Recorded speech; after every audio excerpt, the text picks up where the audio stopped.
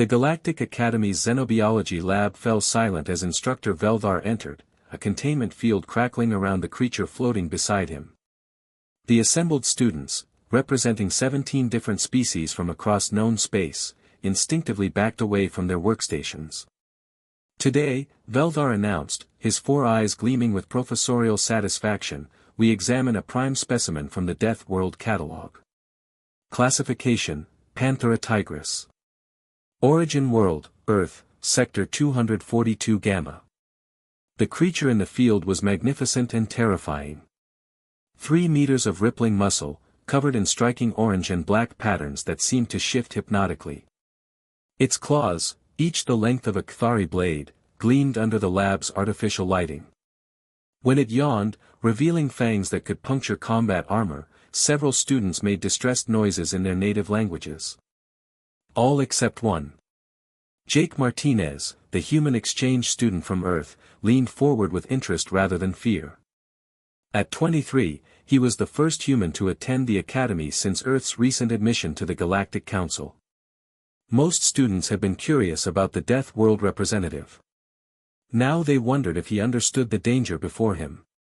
The Panthera tigris, Veldar continued, is an apex predator from one of only 12 classified Deathworlds. It can exert a bite force of over 1,000 pounds per square inch, sufficient to crush the skull of most species in this room. It can leap 9 meters horizontally and 6 meters vertically. Its optical range includes low-light vision superior to military-grade sensors. The Zephian student next to Jake, a being resembling a crystalline mantis, clicked nervously. Instructor, is the containment field rated for such a creature? Triple redundant, I assure you. Veldar gestured with one of his manipulator tentacles. This specimen was acquired from an Earth conservation facility. It is fully sedated and poses no immediate. That's a Bengal tiger, Jake interrupted, standing up. His voice carried a mixture of excitement and concern that confused his classmates. On a death world, shouldn't such a predator inspire only fear? Veldar's eyes swiveled toward the human. You are familiar with this species? Yeah, they're endangered back home.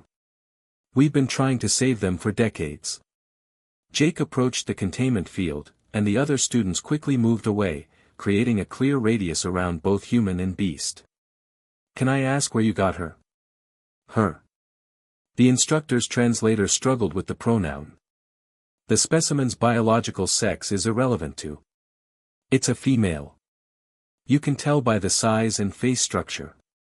Jake had moved within arm's reach of the field now, studying the tiger with an expression the other students couldn't quite decipher. Back on their homeworlds, this was how their people looked at art, or flowers, or newborn offspring. Not at creatures that could kill them in seconds. The tiger stirred slightly in its sedation, and the entire class reflexively moved toward the exits. Mr. Martinez, Veldar said firmly, I must insist you maintain a safe distance. While you humans have proven surprisingly durable, this creature could easily. Jake had pressed his hand against the containment field's one-way barrier. On the other side, the tiger's ear twitched, responding to the vibration or perhaps some other sense. Its eyes, massive golden orbs that seemed to hold the weight of Earth's wild places, flickered open slightly. She's beautiful, Jake murmured. The Zephian student made a sound like wind chimes in a hurricane. The human has lost consciousness while remaining upright. This is their fear response, yes. No, whispered Krell, a Votaxian who had spent time studying Earth databases. I think he means it. Veldar was about to activate the emergency protocols when something impossible happened.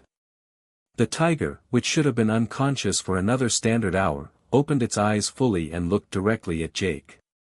Not with the predatory assessment of prey, but with something else. Something the instructor had seen in domesticated creatures, but never in apex predators. Recognition, perhaps. Or curiosity. Mr. Martinez, step back immediately. The sedative appears to be wearing off ahead of schedule. Hey there, gorgeous, Jake said softly, his voice taking on a tone that transcended species barriers. It was the universal sound of someone addressing something they considered gentle, despite all evidence to the contrary. "Yeah, you're okay. Just a little confused, huh?" The tiger rumbled, a sound that registered on seismic sensors and caused 3 students to actually flee the lab. Jake smiled. "She's purring." "Purring?" Veldar's translator squawked in protest. "That is a predatory vocalization indicating." "Nah, she's just talking." "Aren't you, kitty?" Jake moved his hand slowly along the barrier, and impossibly, the tiger's head followed the movement. "I bet you miss home. The forests. Running free."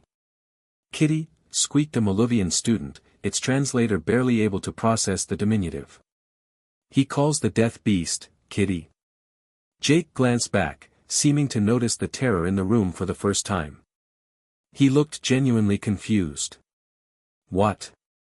You guys don't have big cats on your worlds?" "Our largest predator," Krell explained carefully, "is roughly the size of your Earth's rabbit and is considered a planetary threat." "Oh." Jake looked back at the tiger, which had moved closer to the barrier where his hand rested. If the containment field failed now, the human would lose his arm before anyone could react. "I guess we do things differently on Earth." "Your world," Veldar said slowly, his scientific mind trying to process this, "is populated by such creatures. And you consider them aesthetically pleasing?" "Well, yeah. I mean, she's endangered. There's only a few thousand left in the wild." Jake's expression grew sad. "We almost lost them completely. Poaching, habitat destruction, climate change. There are more tigers in captivity in Texas than exist in all of Asia's wild habitats combined." The class absorbed this information in stunned silence. The humans had nearly destroyed their own apex predators, then decided to save them instead. For reasons of beauty. Of principle. Not because they needed them, or feared them, but because they wanted them to exist. "Can I pet her?" Jake asked suddenly. "Absolutely not." Veldar's voice hit registers usually reserved for emergency evacuations. The containment field is specifically designed to prevent physical contact. Jake nodded, accepting this, but kept his hand near the barrier. The tiger, now fully awake, watched him with those massive golden eyes. Some communication passed between human and beast, something the sensors couldn't measure but everyone could feel. "Back on Earth," Jake said quietly, "we have a saying.